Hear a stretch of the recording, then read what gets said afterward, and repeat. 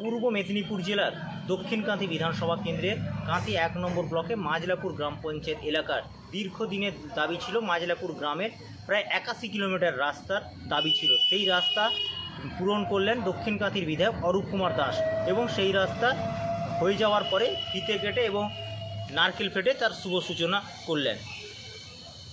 এলাকাবাসীর দীর্ঘদিনের দাবি মতো ঢালাই রাস্তা নির্মাণের কাজের সূচনা হলো। কাঁথি ১ ব্লকের মাজলাপুর গ্রাম পঞ্চায়েতের মাজলাপুর গ্রামে অরুণোদয় ক্লাব থেকে শিবালয় রোডে ঢালাই রাস্তা নির্মাণের শুভ উদ্বোধন করলেন এলাকার বিধায়ক অরূপ কুমার দাস। এর এলাকা উন্নয়ন তহবিল থেকে প্রায় ২.৫ লক্ষ টাকা ব্যয়ে ৮১ মিটার ঢালাই রাস্তা নির্মাণের কাজ শেষ হওয়ার পর এদিন ফিতে কেটে নারকেল ফাটিয়ে নতুন শুভ উদ্বোধন করলেন দক্ষিণকান্থির বিধায়ক অরূপ কুমার দাস। উপস্থিত ছিলেন পঞ্চায়েত প্রধান প্রদীপ কুমার কুণ্ডু, পঞ্চায়েত সমিতির কর্মাধ্যক্ষ নীলেশ মণ্ডল, প্রাক্তন সেনাকর্মী রঞ্জিত বর, গণন গিরি, সঞ্জিত শেঠ, মানিক লাল গিরি প্রমুখ। এই রাস্তার নির্মাণ শুরু হওয়ায় এলাকাবাসী খুশি বলে জানা গেছে।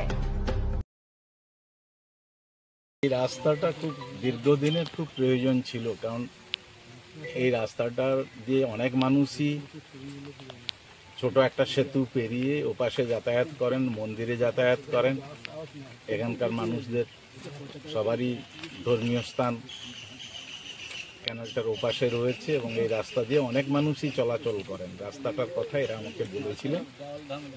আমি বিধায়ক এলাকা উন্নয়ন তহবিল থেকে আমার ওই রাস্তাটা করতে পেরে ভালো লাগছে, খুবই ভালো লাগছে এবং এতে গ্রামের মানুষ উপকৃত হবেন এটা ভেবে আরও ভালো লাগছে। আমি যে দাদা, এই যে রাস্তাটা উদ্বোধন হলো, কি বলবেন এবং কতটা উপকার হলো বলে মনে হচ্ছে? মাজলাপুর সংসদে পশ্চিমবঙ্গ সরকারের জনদরদি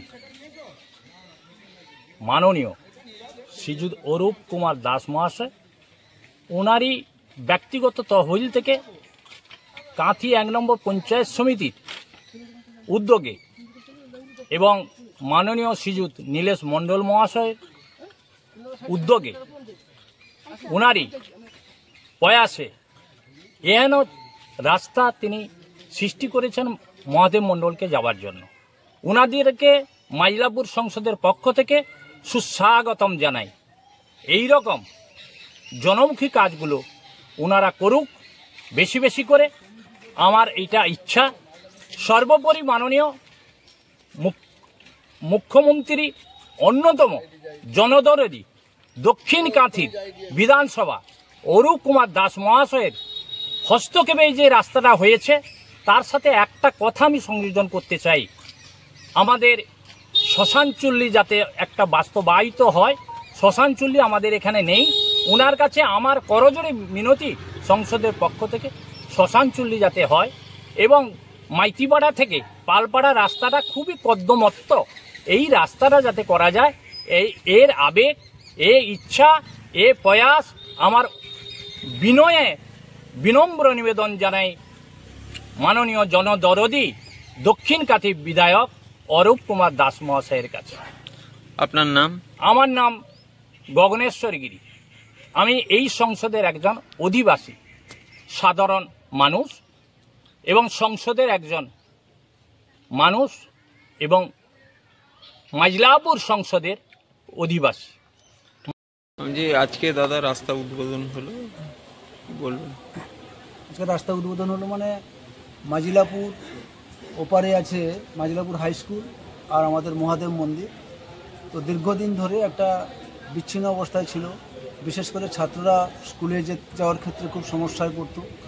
তাই এলাকার মানুষের দাবি ছিল যে মাজলাপুর হাই স্কুল এবং ওখানে মহাদেব মন্দিরকে যাতে মানুষ যেতে পারেন, বিশেষ করে যে চৈত্র মাসে ব্রতীরা যান তাদের খুব সমস্যার মধ্যে পড়তো। দীর্ঘদিনের সমস্যা, প্রায় 40 বছরের সমস্যা। আমাদের ক্ষমতা তো খুব সীমিত, পঞ্চায়েত সমিতির তো খুব সীমিত ক্ষমতার মধ্যে এখানে একটা ছোট ব্রিজ বানিয়েছি অন্তত যাওয়া আসা করার জন্য। আর আমাদের বিধায়ক সাহেবকে বলেছিলাম রাস্তাটা বানিয়ে দেওয়ার জন্য। তো বিধায়ক সাহেবের মোটামুটি তারও খুব সীমাবদ্ধতার মধ্য দিয়েই কাজ করতে হয়, কারণ বিস্তীর্ণ এলাকা রয়েছে। তবুও তিনি সাহায্যের হাত বাড়িয়ে দিয়েছেন।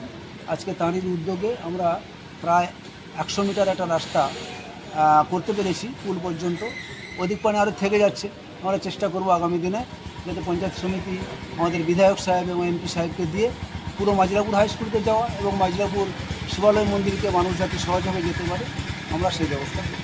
আমি যে আমাদের পাড়া আমাদের সমাধান এই কর্মসূচিতে কি- আমাদের পাড়া আমাদের সমাধান কি বলবো বলুন তো?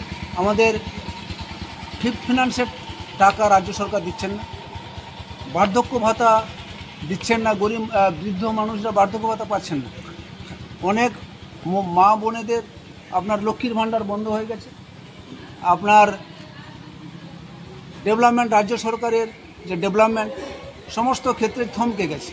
পথশ্রীর অসংখ্য টাকা, অসংখ্য স্কিম মানে শুধুমাত্র নিয়ে নেওয়া হয়েছে, কিন্তু এখনো পর্যন্ত কাজ হচ্ছে না। এটা আমরা মনে করি নির্বাচনের আগে একটা গিমিক তোলার চেষ্টা করছে মানুষের মধ্যে, এইভাবে বিভ্রান্ত করে মানুষকে যাতে আবার মানে মিসগাইডেড করা যায়। কারণ এই রাজ্য সরকারের আমলে যা দুর্নীতি হয়েছে, পৃথিবীর ইতিহাসে কোনো সরকার এত দুর্নীতিগ্রস্ত সরকার কোনো পৃথিবীতে নেই। তো নির্বাচনী গিমিক তোলবার জন্য মানুষের কাছে এটা নিয়ে এসছে। আমরা খুব সন্দিহান, কারণ এই যে সব স্কিম তোলা হয়েছে, স্কিম কিভাবে সরকারি কাজ হয়, তো সেটা আমাদের সন্দিহান আছে। তো বুঝতে পারছি না কীভাবে কাজ সম্পন্ন হবে। যদি হয় ভালো, ওয়েলকাম। তো আমরা খুব সন্দিহান যে কাজ